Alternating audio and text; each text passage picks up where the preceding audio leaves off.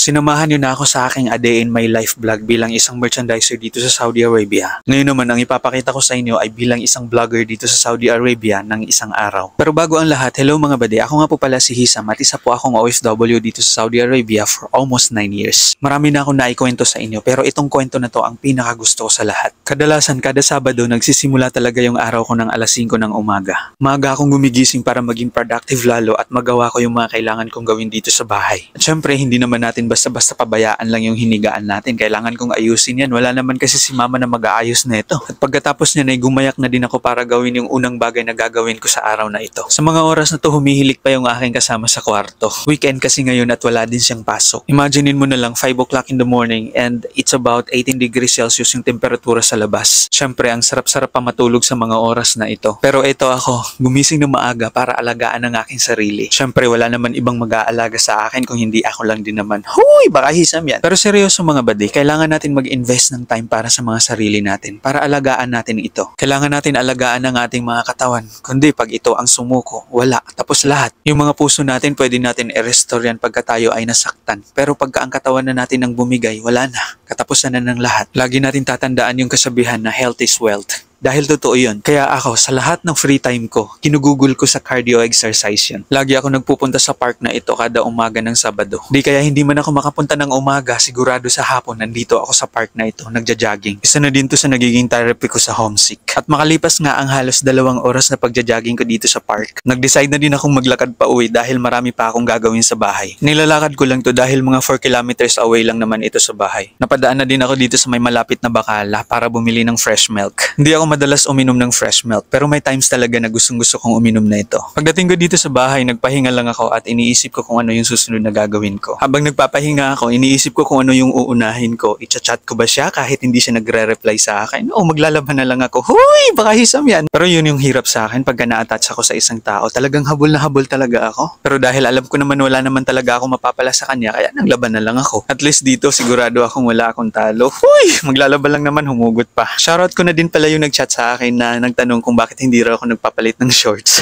Sa totoo lang, nagpapalit naman po ako ng shorts. Kaso nga lang, marami lang po akong shorts na kulay blue. After ko magsampay, nag-decide din akong magpalaban na din ako ng kumot kasi nangangamoy kabayo na yung kumot ko. Once a month din ako magpalaban ng kumot dito. Dinadala ko lang naman to sa laundry shop kasi hindi ko kayang labhan to, sobrang kapal. Tsaka malapit lang din naman yung laundry shop dito sa amin. Nilalakad ko lang din. Isa ito sa mga perks sa pagtira dito sa aming accommodation kasi halos meron kaming access sa lahat. Malapit kami sa mga shop na kakailanganin namin at malapit din kami sa mga restaurant. Halos may access kami sa lahat. Ang kulang lang naman dito, jowa. Huy! Baka Hisam yan. At bago nga din pala ako umuwi, dumaan na din ako dito sa may barber shop na malapit din sa Bacala. Halos 3 months na din kasi ako hindi nagpapagupit. Kahit hindi ko man gusto yung mga gupitan nila dito, wala na din akong choice. Pagdating ko sa bahay, naligo na din ako kasi nangangati ako. Ganun kasi dapat. Pagka nangangati ka, maligo ka, hindi yung maghahanap ka na magpapakamot sa'yo. Huy! Nanood ka lang sa vlog ko, na real talk ka pa.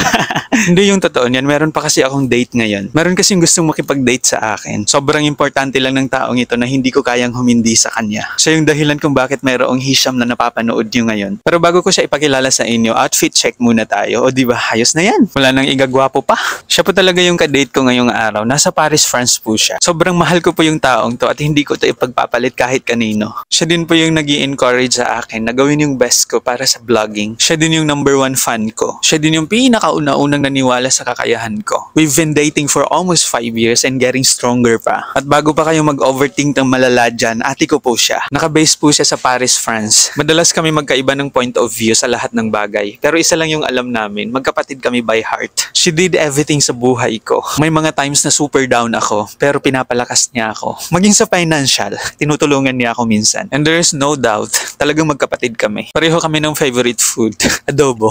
And if you want to get to know more about her, i-follow niyo siya sa kanyang page at Rhea in Paris. At meron din po siyang YouTube channel at Rhea Velasco. At ito nga, habang papunta ako sa next destination ko, siya yung kausap ko. Papunta kasi ako sa Dammam Al Khobar para doon ako mag-dinner. Nakasakay na nga din pala ako sa bus ng mga oras na ito. 35 to 45 minutes lang naman yung biyahe papunta doon sa Al Khobar mula dito sa bahay namin. Mag-early dinner lang ako today. Kung napansin niyo, mula kaninang umaga, yung fresh milk lang yung nalaman sa tiyan ko. This is gonna be my first meal today. Gawain ko talaga to every day off ko. May nagsasabi sa akin na napaka-unhealthy daw yung ginagawa ko. Pero hindi kasi ako nagugutom pagka day off ako eh. If ever man nakakain ako ng maaga, siguro mag-oats na lang ako, ganun. Pero once na nagutom naman ako, sobrang solid ko din kumain. Kagaya nito, umorder ako ng bangus na pinrito, tapos kalderetang baka, soup and rice, tapos meron pang turon, at saka yung pinrito na kamote ball.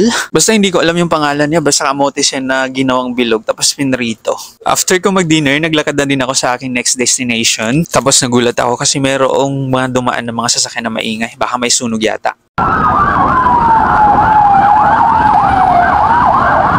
Nakarating na din ako dito sa Cornets. Dito ako tatambay ngayon kasi masarap yung hangin dito. Ewan ko ba, ang sarap-sarap lang tumambay sa lugar na ito. Alam mo yung kahit makailang beses na akong bumalik dito, tapos kahit mag-isa lang din ako, sobrang enjoy na enjoy ko yung company ko dito. Feeling ko kasi sobrang nare-refresh yung utak ko pag nandito ako sa lugar na ito, lalo na pagka walang maingay. Medyo lumalalim na din yung gabi at ayaw ko pa man umalis pero kailangan ko na din umuwi. Baka kasi maiwanan ako ng huling biyahe ng bus. Di na rin ako nakapag-video nung pauwi na ako kasi nalowbat na din yung phone ko. Nakaramdam din ako ng pagod nung nasa bahay na ako. Pero sulit na sulit yung araw ko ngayon. Ito yung palagi kong pinagpapasalamat kay Lord. Kahit ano man ang pinagdaanan ko sa buhay, pinapasurvive pa din niya ako. Kaya kayo dyan mga buddy, kung nahihirapan kayo, lagi-lagi niyong pipiliin na lumaban at mag-survive. Kahit na hindi natin alam kung kailan yung championship ng laban na ito, tuloy pa rin.